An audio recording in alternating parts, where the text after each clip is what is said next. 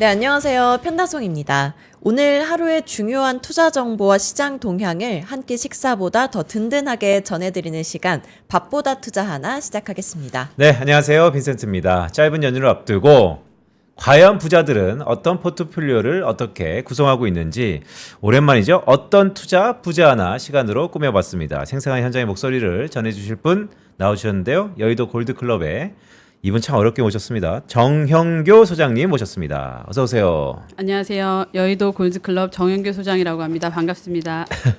여의도 골드클럽 어디 있어요? 지금 요 더 현대 백화점, 더 네. 현대라고 네. 하죠. 그 건너편에 브라이튼이라고 옛날 MBC 네. 아, 네. 그 자리에 브라이튼이라는 아파트 네. 주상복합 건물 생겼거든요. 네. 거기 2층에 자리 잡고 있습니다. 아, 하이엔드 주상복합. 오, 그러니까 가장 비싼 데 있다는 거네요? 지금 브라이튼이 여의도에서 가장 비싸죠. 아, 부럽습니다. 네. 알겠습니다. 자, 소장님에 대한 소문이 하나 있던데, 글쎄 이거 사실입니까? 소장님, 정형교 소장을 한 번만 본 사람은 없다. 한 번 스치면 전부다. 뭐 손님이 된다. 이거 사실입니까? 제가 누가 좀 대신 말해주면 좋을 텐데 제가 스스로 말을 하려니까 너무 쑥스러운데요. 사실인가 봐요. 제가 오. 15년 정도 이 업무를 하고 있거든요. 자산관리 업무를 하고 있는데 네. 15년 전에 처음 만난 분들 다 지금까지도 음. 저에게 자산관리 받고 계시고 중간에 이렇게 다른 금융기관에서 자산관리 받으시다가 이제 저를 만나시면 네. 이제 다른 곳에 갈 필요가 없다. 필요가 오. 없다. 내 인생 마지막 PB다. 네. 이렇게 말씀들을 많이 해주셔서 네. 감사하게 생각하고 있습니다. 아, 근데 이게 딱 보니까 사실 제가 기억에 남는 게 15년 동안 연을 맺은 사람이 여전히 나의 고객이다라는 것은 사실 연이라는 게 나만 잘해서 이어지는 건 아니잖아요. 그러니까 상호작용이 있었다는 건데 어떻게 뭐 공감 능력이 뛰어난 그런 이유가 있나요? 처음에 이제 제가 한 20대 후반에 이렇게 업무를 시작했을 때는 손님들에 대한 것들을 많이 기억하려고 노력을 많이 했어요. 그게 이제 그것도 이렇게 좀 연습이 되더라고요. 그래서 다음번에 만났을 때 제가 손님의 한번 말씀하셨던 거를 다 기억하고 있는 것에 굉장히 사소한 건데도 감동을 많이 받으시고 네. 그런 것들이 쌓여서 지금까지 이어져 오고 있는 것 같습니다. 아, 노하우구나. 그런 것 같아요. 아주 작은 것도 꼭 기억해주는 정영교 소장님이었습니다. 네. 네, 네, 소장님께서 주로 고액 자산가 분들의 자산을 관리해 주신다고 들었는데요. 그 비법을 오늘 다 알려주시는 건가요? 오늘 제가 부자 하나를 코너를 통해서 말씀드리려고 하는 거는 실제 저의 손님의 포트폴리오를 가지고 왔거든요. 그 포트폴리오에 어떤 상품들이 담겨 있는지 그 상품들을 제가 왜 제안 드렸는지 그런 네. 것들을 소개해 드리려고 합니다. 네, 그럼 제일 먼저 보여주실 분의 포트폴리오는 어떤 포트폴리오인가요? 아, 근데 요 말씀 여쭤보기 전에 고액 자산가 있잖아요. 뭐 여러 가지 금융회사에서 연마다 한 번씩 페이퍼를 내지만 정영교 소장님이 15년 동안 봤을 때 고액 자산가의 기준이 있습니까? 기준은 사실 없어요. 금융사마다 예를 들어서 제가 처음에 종사한 은행에서는 옛날이긴 하지만 VIP 손님의 금액 기준이 2억이었어요. 그러니까 하루에? 굉장히 자산이요? 아, 그래요? 예치한 자산이. 그거 그러니까 이제 언제 쪽이에요? 굉장히 제가 이제 나이가 좀 있으니까 굉장히 오래 전이기는 한데 네. 그리고 그 다음 등급은 10억. 갑자기 올라가네요. 그러다 보니까 저도 약간 자연스럽게 네. 부자는 네. 10억 정도의 현금을 아. 보유한 사람이라는 이제 인식이 있기는 있어요. 아, 그치만 근데, 이런 게 있어요 또. 세뱃돈을 모아서 네. 오는 거예요. 네. 어린 친구가. 음. 막 중학생, 고등학생도 와요. 그러면 그 자산도 소중하게 관리를 해줍니다. 그 친구가 의대생이 되고 의사가 돼서 미래. 지금은 고액 자산가죠. 어. 실제 고액 자산가. 15년 전에 나에게 왔던 중학생이 지금은 병원 원장이다 뭐 이런 얘기잖아요. 그렇죠. 야, 부럽다. 그런 경우가 있습니다. 네. 네. 10억 원. 알겠습니다. 10억 원. 10억 원이 있는 분은 정영교 소장님을 찾아가시면 될 것 같습니다. 자, 오늘 어떤 분의 포트폴리오입니까? 지금 제가 요거 자료 화면 먼저 보시면서 나누면 좋을 것 같은데요. 지금 실제 제 손님 중에 전문 직종에 종사하시는 분이세요. 네. 소득이 워낙 많으시다 보니까 세금이 45%의 종합소득세율에 해당하시는 분이라서 사실은 포트폴리오를 짤 때 그 부분을 가장 염두에 두고 포트폴리오를 짰고요. 굉장히 심플한 포트폴리오처럼 보이기는 한데 네. 이게 저희 하나증권 시스템을 그대로 가지고 온 거라서 퍼센테이지가 약간 차이가 있을 수 있는데 대략적으로 말씀드리면 3분의 1 정도가 지금 주식이고요. 네. 네. 3분의 1은 채권이고 나머지 3분의 1 중에 절반이 금현물 그리고 절반이 현금 예수금이거든요. 그래서 이렇게 지금 포트폴리오 되어 있는 손님을 제가 오늘 소개해 드리려고 합니다. 주식, 채권, 근데 금현물이 거의 한 23%? 그러니까 네네. 3분의 1이 금현물이라는 게 좀 이례적이네요.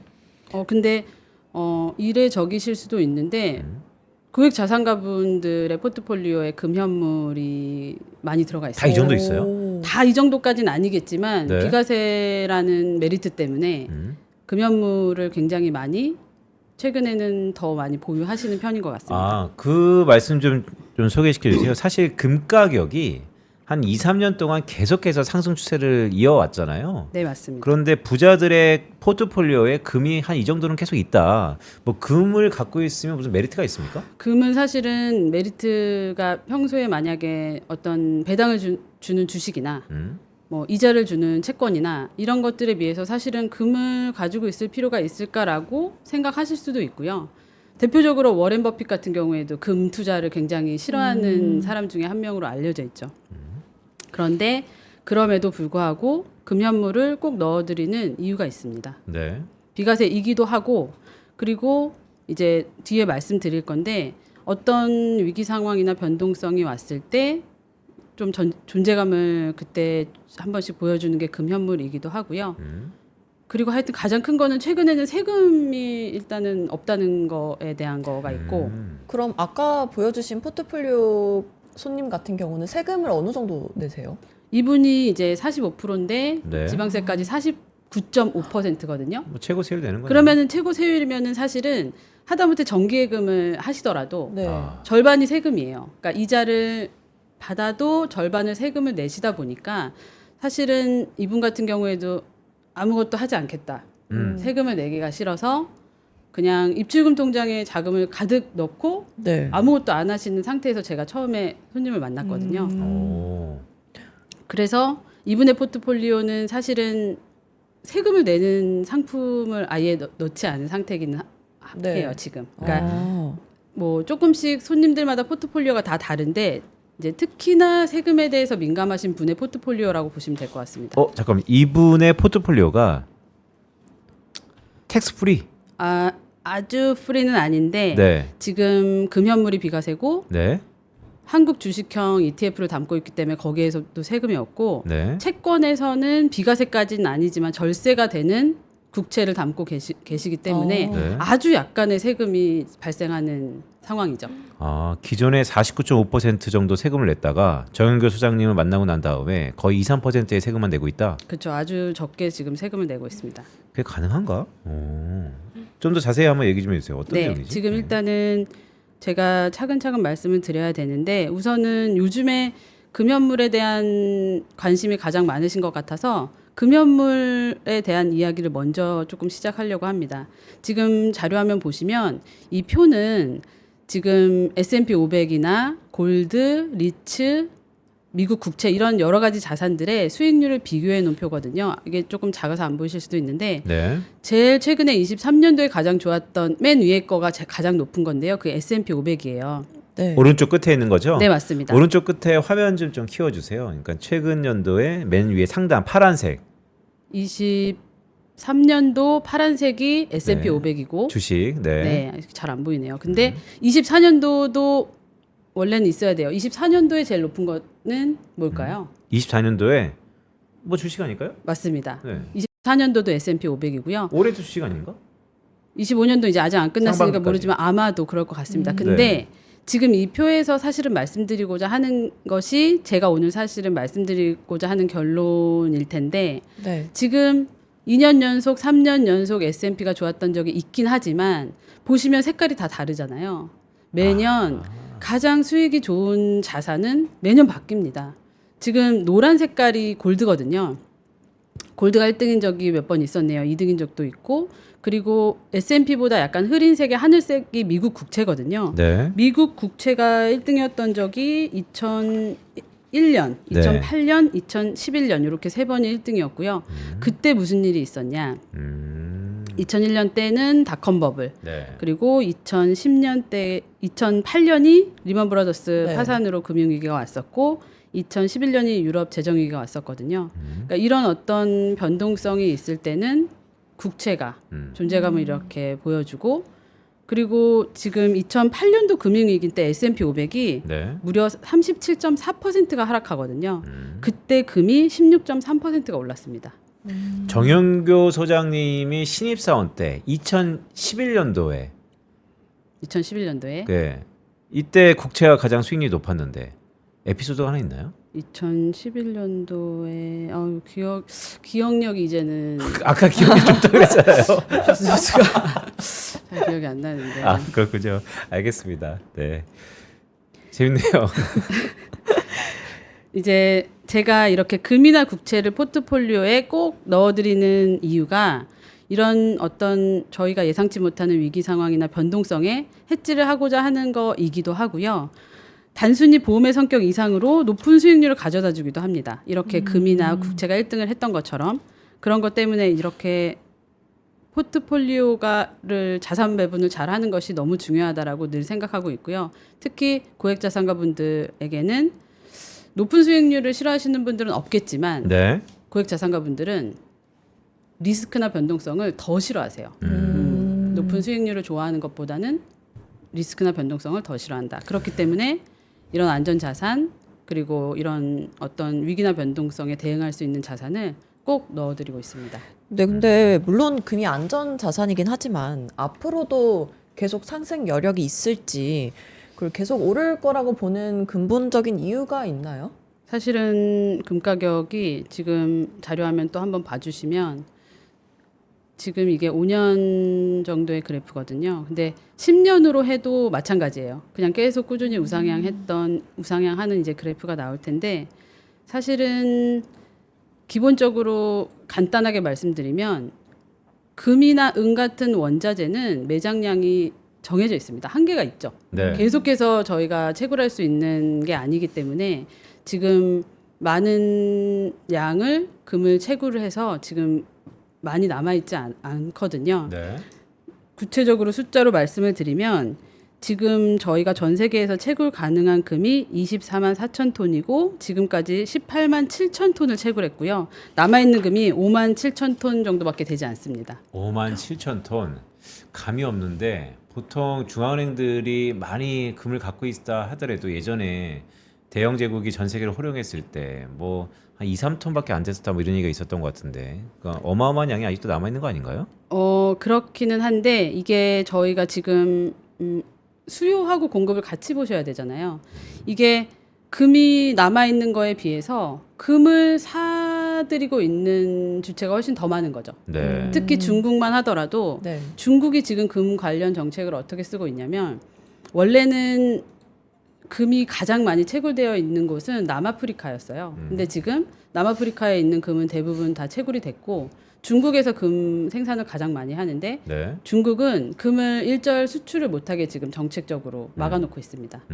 지금 뭐 중국 같은 경우에는 미국과 무역 전쟁을 하고 네. 있는데 이런 금이나 원자재나 희토류 같은 것들을 무기로 하다 보니까 금은 수출을 금지하고 있고 네. 중국이 2014년에 상하이 금 선물 시장을 개장을 했는데 그때 이후로 계속해서 뉴욕의 금 선물 시장보다 가격을 계속 높게 유지하고 있어요. 금이 계속 중국 쪽으로 유입이 되도록 하고 있는 거고요. 그러니까 그런 여러 가지 상황들 때문에 금 가격이 계속 오를 거라고 보고 있고 사실은 과거에 재미있었던 금 가격이 오르게 된 사건들을 제가 몇 가지만 소개를 해드리려고 가지고 왔는데요. 네. 우선은 첫 번째는 2012년도에 미국하고 EU가 이란을 스위프트에서 퇴출을 시키는 사건이 있었어요. 스위프트가 뭐냐면 이 나라들끼리 국경을 넘어서 송금을 하는 네. 그런 정보통신망이거든요. 근데 그 이란이 스위프트에서 퇴출이 되니까 저희 터키가 이란에서 원유를 샀는데 그 돈을 보내지를 못해서 가방에다가 금을 가득 넣어서 네. 사람이 직접 운반을 했던 그런 사건이 있었습니다. 그거를 본 러시아가 스위프트에다 이제 러시아 같은 경우에는 서방과 사이가 또 안 좋기 때문에 스위프트가 아닌 독자적 지급 결제 시스템을 만들어야겠다 했고 그리고 금을 중앙은행 금고에다가 쌓아두기 시작을 했죠. 그리고 중국도 마찬가지로 스위프트에 대한 대안으로 독자적 지급 결제 시스템을 만들었고 외화 보유고에서 미국 국채 비중을 줄이고 금 보유량을 늘리기 시작했다. 그게 이제 첫 번째 사건이고요. 네. 두 번째 사건은 BIS라고 많이 들어보셨을 거예요.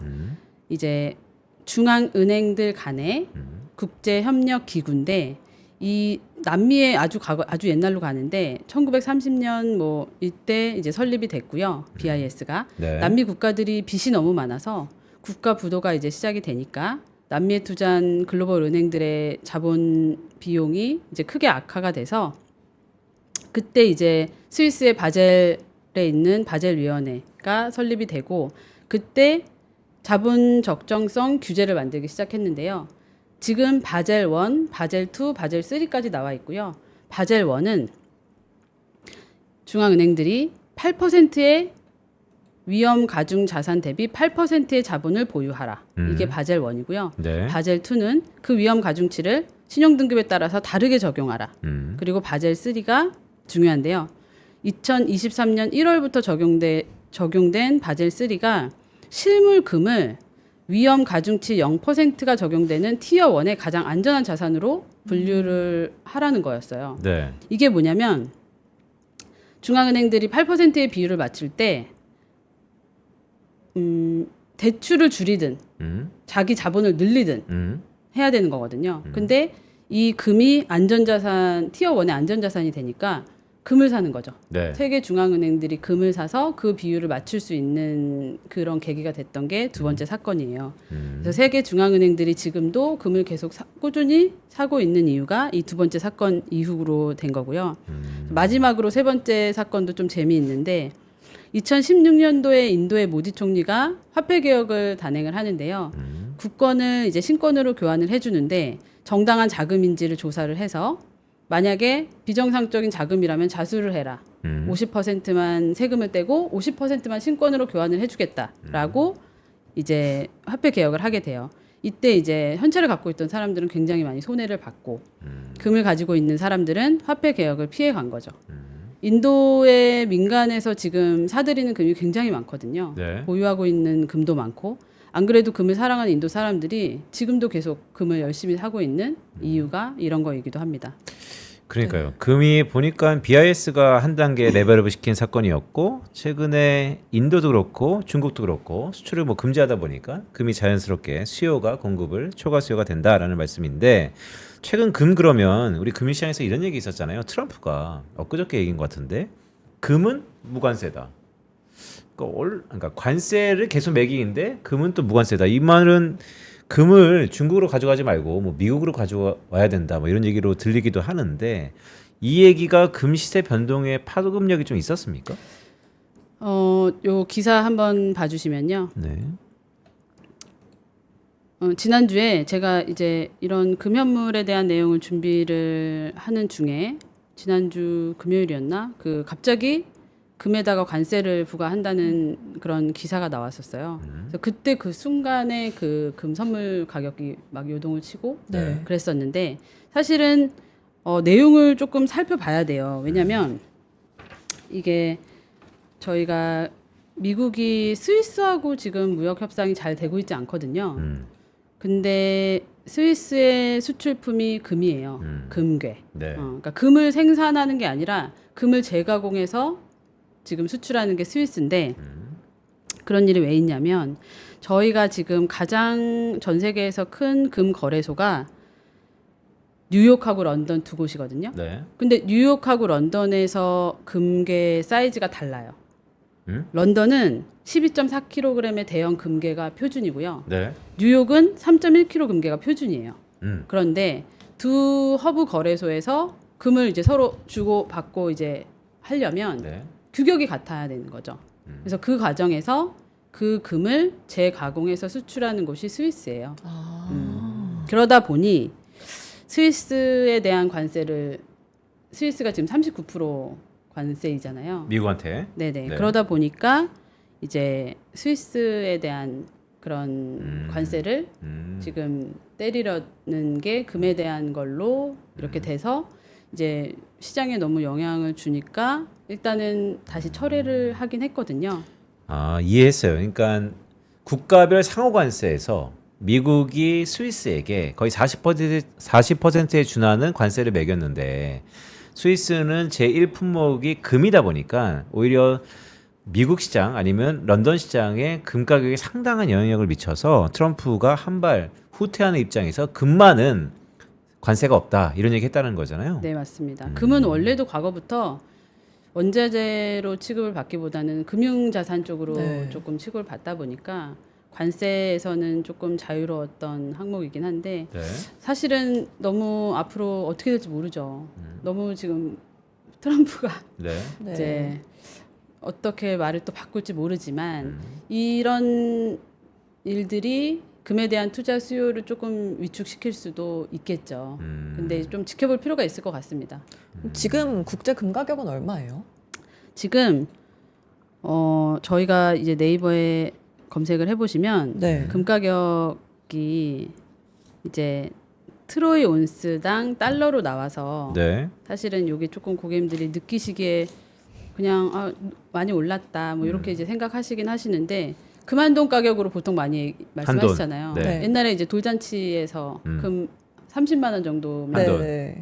30만 원보다 더 적었을 때도 있었죠. 20 얼마 기억하기로는 제 기억력이 끝에는 20 얼마. 그거는 종로방 가서 강한 네고시에이션을 했을 때 그 가격이고. 근데 최근에 네. 막 네. 5, 60만 원도 맞습니다. 네, 네. 들던데요. 60만 원이 70 네. 그래요, 요즘에. 60만 원이 넘었어요. 네.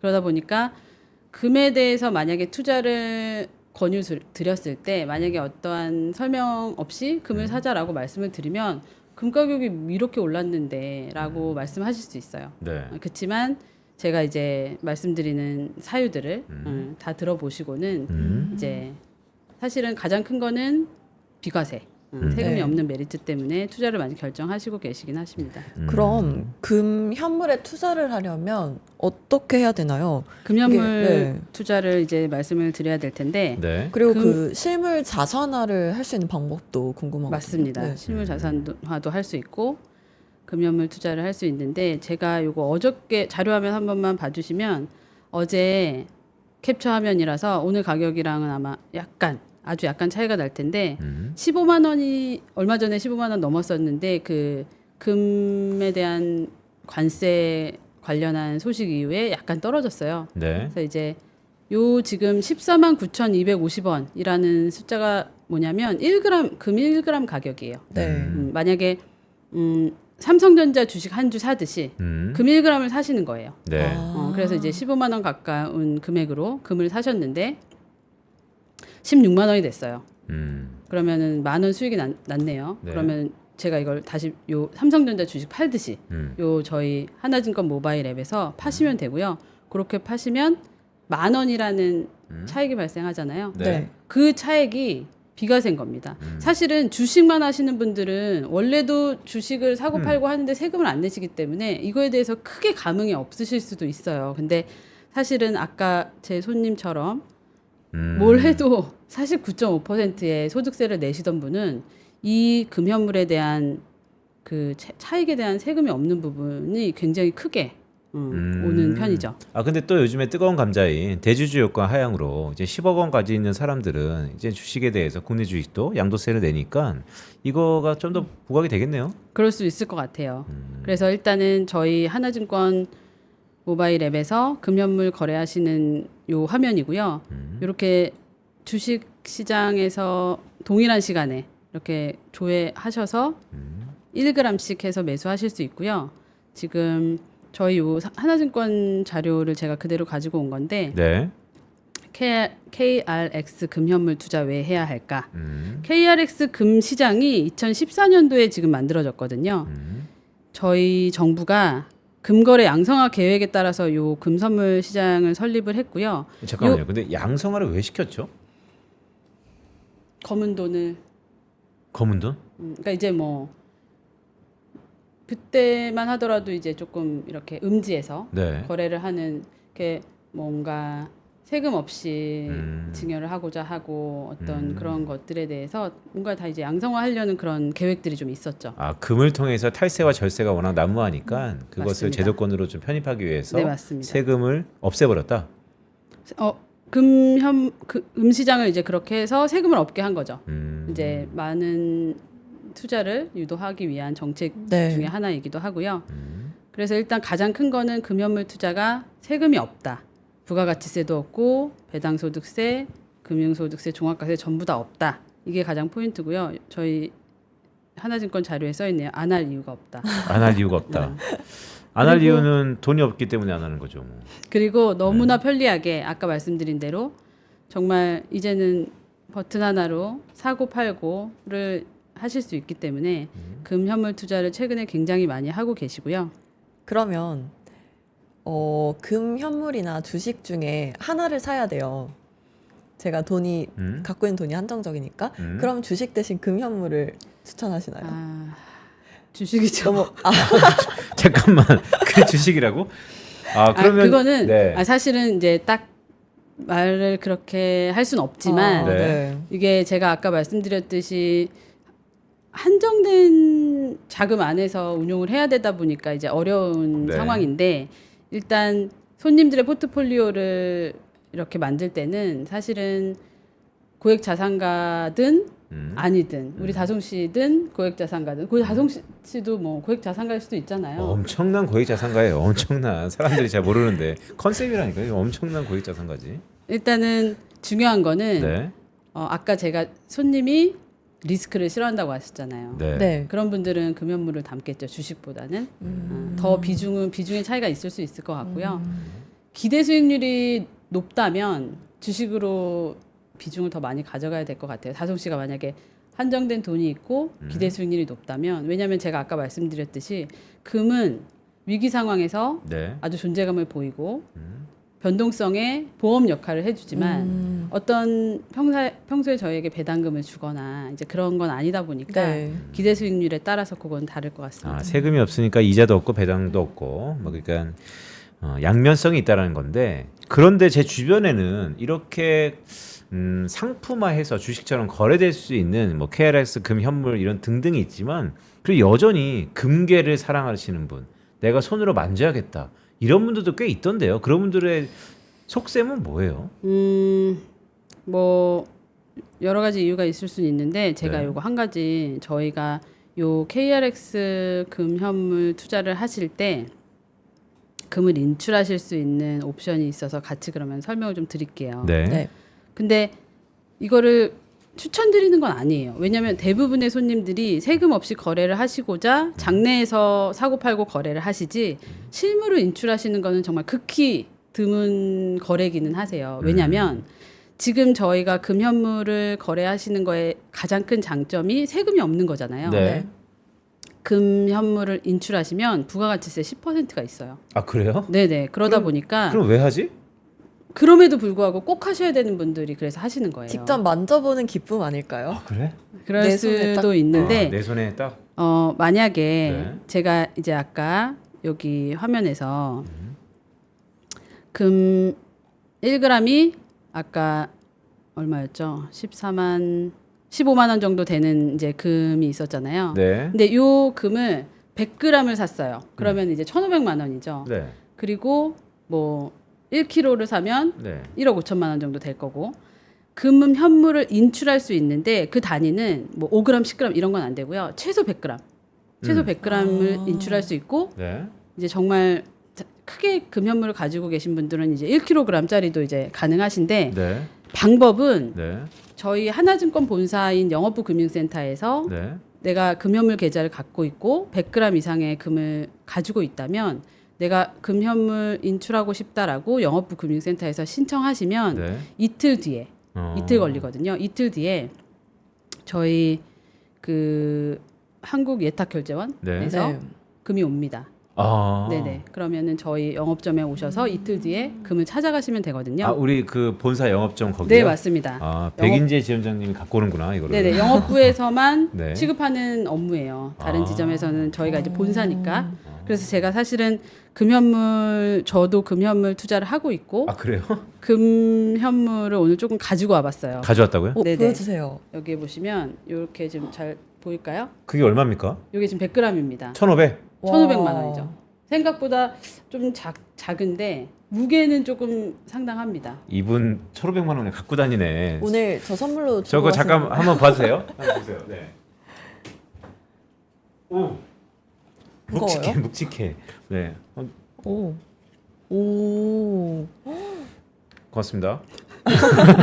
네. 오. 그래서 이제 금현물을 인출하실 수 있는 옵션이 있기 때문에 소개를 드렸고 아까 말씀드렸듯이 10%의 부가가치세니까 네. 1,500만 원이었고 부가가치세 150만 원이에요. 근데 이거는 왜 꼭 현물 인출할 때 10%를 내죠? 이건 잘 이해가 안 가네.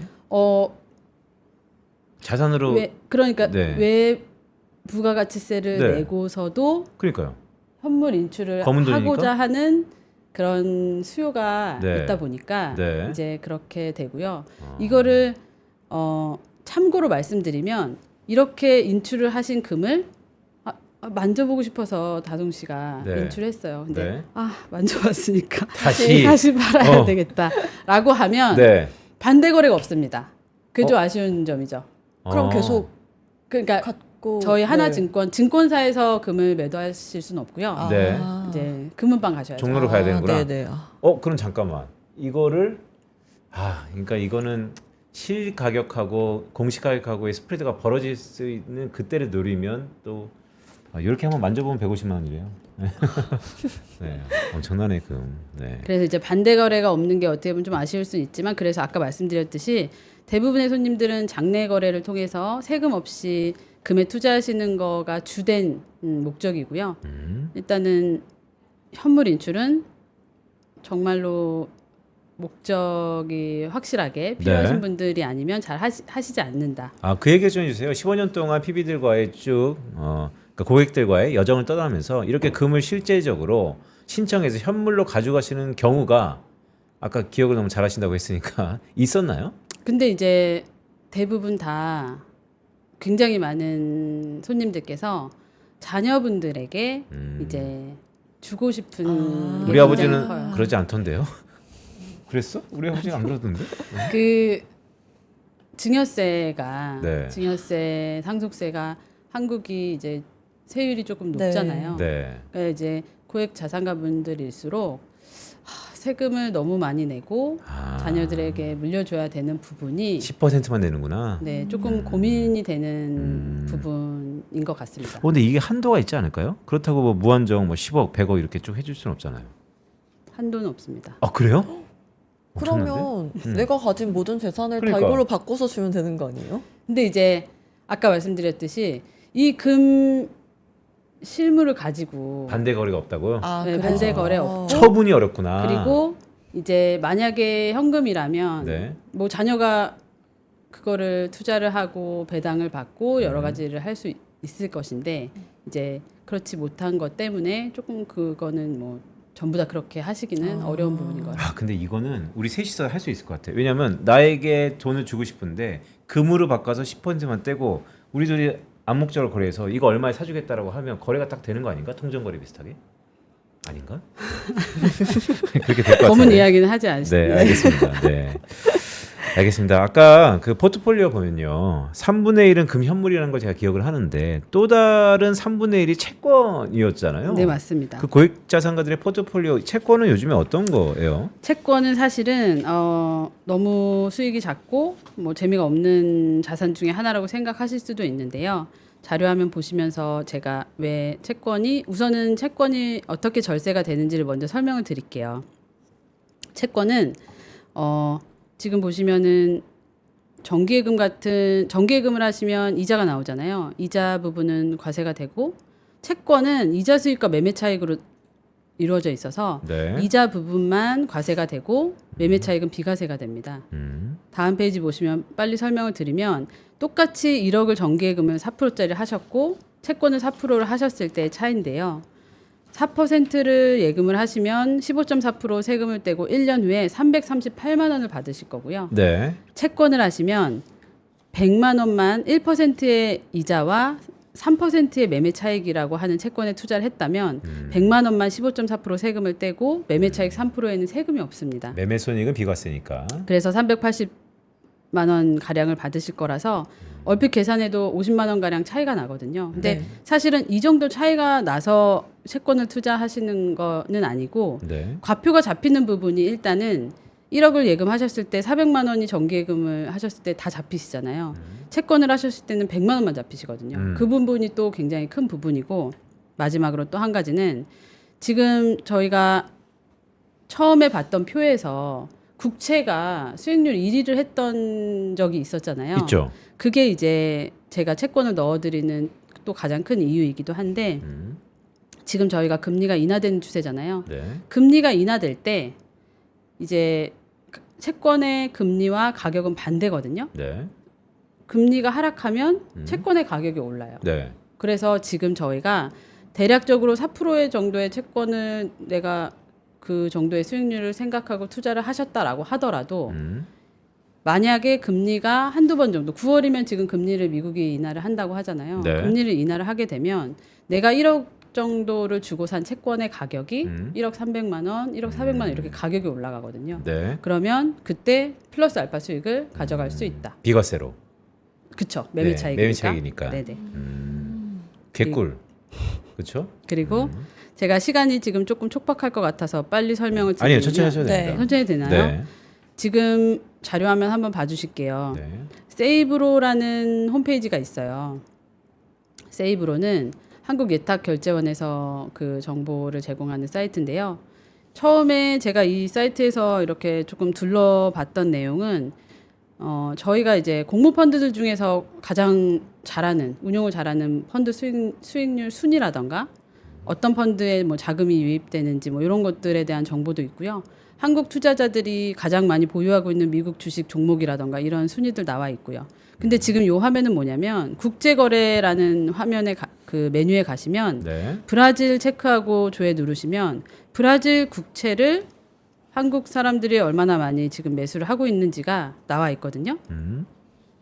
지금 23년도 5월까지가 아마 매수와 매도가 비슷하거나 간혹 매도가 더 많거나 이런 흐름을 보이다가 네. 23년도 6월부터 매수가 굉장히 많아지거든요. 브라질 국채를 점점 많이 투자하시는 이유가 뭘까요? 브라질 국채가 좀 특별한 면이 있는 건가요? 그냥 단순히 비과세. 비과세이기도 하고 금리 높고. 이자가 아주 높습니다. 그러니까요. 지금 화면 보시면 제가 기준금리 어저께 조회한 화면을 지금 띄워놨는데 와. 15%예요 기준금리가. 그러다 보니까 브라질이라는 나라가 망하지 않는다면 그 국채 망할 것 같던데 잘못하면. 그런가요? 네. 근데 이제 브라질 국채가 15%고 저희 하나증권 모바일에서 해외 채권 간단하게 매수하실 수 있는데요. 네. 지금 만기에 따라 다른데 29년도 1월 1일 만기가 15.05% 정도 되죠. 그러니까 굉장히 수익률이 높으면서 브라질과 한국이 조세 협약이 돼 있어서 네. 비과세거든요. 그래서 일단은 제가 해외 채권을 손님들께 권해드릴 때 세 가지를 고려하는데 수익률 15% 그리고 비과세 그리고 이제 마지막에 환율이에요. 그러니까요. 사실 소장님 이런 거잖아요. 우리 브라질 채권 많이 했죠. 왜냐면 다 매력적이에요. 그런데 사실 브라질 채권으로 이런 표현이 그렇지만 당했던 분들은 이거 환율, 원해알 이게 너무 변수가 크다. 이거에 대해서는 어떻게 우리가 봐야 돼요? 2015년 정도 됐을 것 같아요. 브라질 국채가 굉장히 유행하던 시기가 있었고 저도 제가 근무하는 은행에서 브라질 국채를 안 팔아가지고 옆에 이제 미래에셋에 가가지고 브라질 국채를 산 적이 있는데 그때 막 유행을 많이 했었어요. 손님들도 브라질 국채를 막 찾으시고. 그러니까요. 근데 그때만 해도 환율이 지금보다 훨씬 높았어요.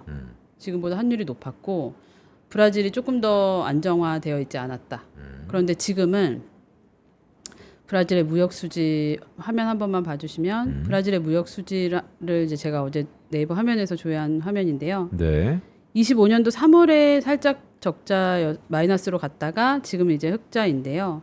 무역 수지가 흑자라는 거는 수입보다 수출이 더 많다는 거예요. 그러니까 수출을 브라질이라는 나라가 원자재가 많잖아요.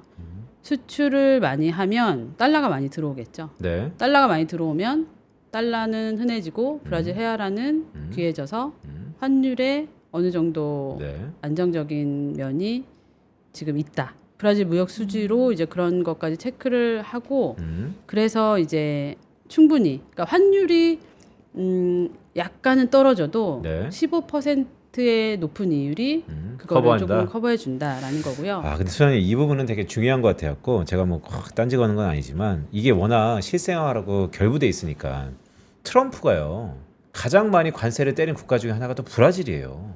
앞으로 브라질 힘들지 않을까요? 그런데 브라질이 미국하고의 교역량이 그렇게 많지 않습니다. 중국하고 많이 교역을 하고 있고요. 중국으로의 그런 곡물 수출이 지금 많이 늘어나고 있어요. 그러니까 그런 것들을 저도 염두에 두고 사실은 정치 변수도 있어요. 브라질이 날개 잃은 천사 룰라. 그렇죠. 어떡해요? 룰라 대통령의 그런 정치 변수도 있고 해서 사실은 유심히 보기는 하지만 그러다 보니까 이게 고수익에는 당연히 이제 리스크나 변동성이 따라오게 되어 있어요. 근데 그럼에도 불구하고 완전 비과세되는 상품이 이제 좀 귀하다 보니까 그래서 아주 일부 자금에 대해서는 브라질 국채를 포트폴리오에 넣어드리고 있습니다. 그러니까 네. 고액자산가 입장에서는 사실 이 세금이 너무 무서우니까 여러 상품 중에서 이 브라질 채권을 항상 고려할 수밖에 없는 그런 상황이라는 말씀이시죠? 네, 맞습니다. 시기적으로 그리고 나쁘지 않다고 생각합니다. 네, 지금 계속해서 고액자산가 포트폴리오를 분석해 보고 있는데요. 3분의 1이 금현물, 그리고 3분의 1이 채권, 그리고 나머지 3분의 1이 주식이었어요. 이 주식은 어떤 상품들로 구성해주고 계신가요? 주식 같은 경우에는 지금 사실은 이 손님하고 저하고 처음에 이야기를 상담을 시작했을 때 손님께서 원하시는 목표 수익률이 10%였었어요. 연 10%. 월이에요, 연이에요? 연 연. 네. 10%고 제가 아까 말씀드렸듯이 네. 고액 자산가분들은 높은 수익률을 좋아하시겠지만 리스크나 변동성을 더 싫어하시기 때문에 네. 그리고 이제 은행의 정기예금이 보통 기준이에요. 정기예금이 2% 3% 네. 높을 때 4% 정도까지 갔었기 때문에 1년에 10% 아주 만족하는 수익률인 경우가 많아요. 그래서 이제 사실은 부담을 그래서 조금은 덜 가질 수 있고요. 사실 고액자산가분들은 시간이 많기 때문에 이 자금에 대해서 나 이거 다음 달에 써야 돼 이런 경우 잘 없거든요. 현물 유출 증여 아니면 없구나, 그렇죠? 그러다 보니까 자산을 선택할 때 이제 조금 마음의 여유가 더 있다. 그래서 제가 사실은 조선 ETF를 굉장히 좋게 봐요. 여기 화면 봐주시면 네. 제가 손님들에게 꼭 넣어드렸던 포트폴리오 중에 친환경 조선 해운 액티브라는 ETF가 있는데요. 이 ETF로 사실은 너무 빨리 수익이 목표를 달성을 해서 네. 이제 수익을 실현을 해드렸어요. 근데 사실은 이렇게 생각하실 수 있죠. 계속 좋을 것 같은데 왜 팔았냐. 보통은 손님들하고 목표 수익률을 정하면 그 목표 수익률이 되면 무조건 매도합니다. 왜요? 그 다음에 어떤 변동성이 또 있을지 모르기 그렇죠. 때문인가요? 그러니까 지금 이 손님도 현금으로 보유하고 계신 자금이 조금 더 있거든요. 네. 현금을 예전에는 고객님의 수익률을 높이기 위해서 모든 자산을 막 꽉꽉 채워서 상품을 운용했었어요. 지금은 현금으로 가지고 가는 부분이 굉장히 많은 투자 기회를 준다. 그래요? 인플레이션 시대인데 그래요? 일단 고액자산가들은 여백의 미 포트폴리오에 현금을 상당 부분 가져간다 이런 말씀이신데 벌써 47분이네. 마지막 질문 하나 좀 드려야 될 것 같은데 요거 드릴까요? 여기 좀 날까? 아니면 여기 날까? 좋아, 요거 드리죠. 자, 15년 동안 글쎄요, 저는 꾸준함이 브랜드 사실 오래 한다는 게 최고예요. 꾸준하게 한다는 게 아무나 하는 게 아닙니다. 아까 포트폴리오 3분의 1씩 쭉 말씀 주셨는데 고액 자산가들을 꽉 잡고 계시는 한 번만 본 사람은 없다면서요. 소장님의 특별한 고객 관리 비법 어떤 겁니까? 제가 보기를 드릴게요. 저 알 것 같아요. 이거 네네. 금 주는 거 아니에요?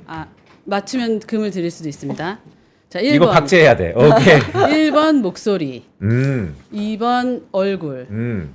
3번 진정성. 잠깐만. 이거 시청자 여러분한테 이거 줘야지. 1번, 2번, 3번 나왔어. 이거 1,500만 원이잖아요. 네. 진정성입니다. 진정성. 진정성. 제가 후배들에게도 많이 이야기하는데요. 그냥 간단합니다. 진심을 다해라. 그러면 사실은 손님들이 가장 잘 아세요. 진심으로 네. 내 자산 관리를 성실하게 열심히 잘 해준다는 거는 네. 제가 말로 열심히 하고 있습니다라고 하는 게 아니고요. 손님들께서 느끼시는 거거든요. 아, 그게 진정성 있게 관리를 해드리면 손님들이 느끼시는 진정성 있게. 이게 진정성인가요? 네. 아, 좋네요. 오늘 생애 처음 방송인가요? 아, 첫 방송입니다. 오늘 생애 첫 방송인데 소장님 어떠세요? 진정성 있게 하셨습니까?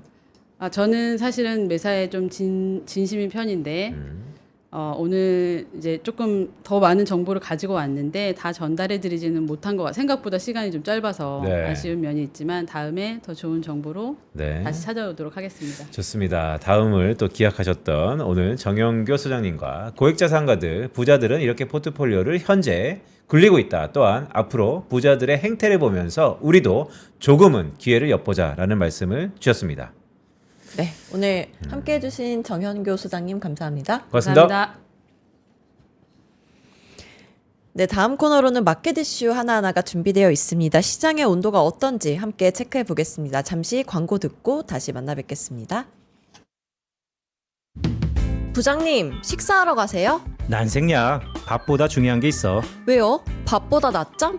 밥보다 골프? 아니, 밥보다 투자해야지. 매일 오전 11시 남들보다 한 발 앞서가는 당신을 위한 든든한 투자 정보가 찾아옵니다. 지금 꼭 사야 할 핵심 종목과 시장의 향방에 대한 명쾌한 예측, 미리 준비해야 할 투자 트렌드까지 꾹꾹 눌러 담아드립니다. 밥보다 더 든든한 계좌를 원하세요? 밥보다 투자 하나, 많은 시청 부탁드립니다. 부장님, 요즘 입맛이 통 없어요. 왜? 요즘 투자가 다 안 되나 봐. 제가 산 것만 떨어져요. 어떻게 하죠? 그렇다면 밥보다 투자 공부해보는 건 어때? 매일 오전 11시 남들보다 한 발 앞서가는 당신을 위한 든든한 투자 정보가 찾아옵니다. 지금 꼭 사야 할 핵심 종목과 시장의 향방에 대한 명쾌한 예측, 미리 준비해야 할 투자 트렌드까지 꾹꾹 눌러 담아드립니다. 밥보다 더 든든한 계좌를 원하세요? 밥보다 투자 하나, 많은 시청 부탁드립니다.